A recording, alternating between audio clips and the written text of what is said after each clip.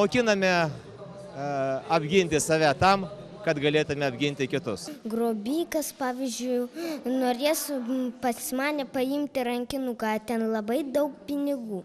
Tai ką aš daryčiau? Aš tai jam smūgį daryčiau. Jisai tada labai bijos ir daugiau pas nieką negrobs jokio rankinuko ir pinigų. Yra žinoma, kad žmogus, norėdamas būti sveikas ir laimingas, jo veikla turi tęstis 3 sferose. Tai yra fizinis aktyvumas, antras klausimas – mityba ir pats pagrindinis klausimas, jeigu taip galima išsireikšti, minčių higiena.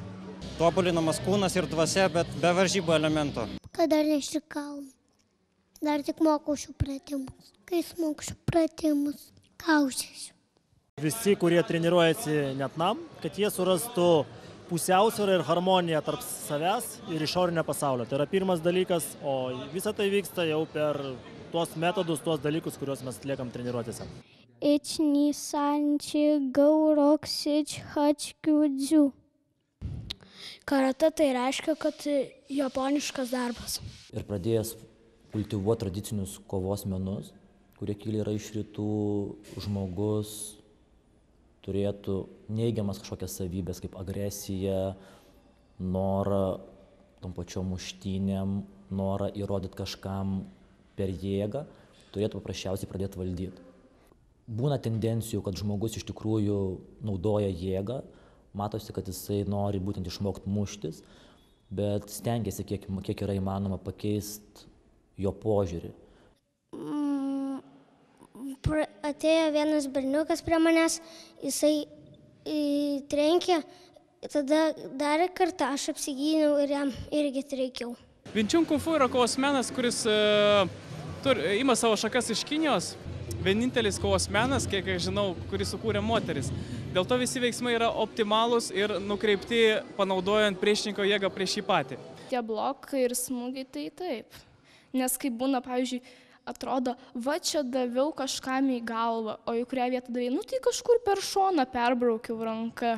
Kyokushin karate stilius skiriasi pagrindu, tai kad yra vienas iš tokių kontaktinių stilių. Tai reiškia, kad pas mus daugiau yra контакто, нокдаунов, нокаутов netgi. Ну, не обязательно победить, можно просто побороться. Нет. Нельзя?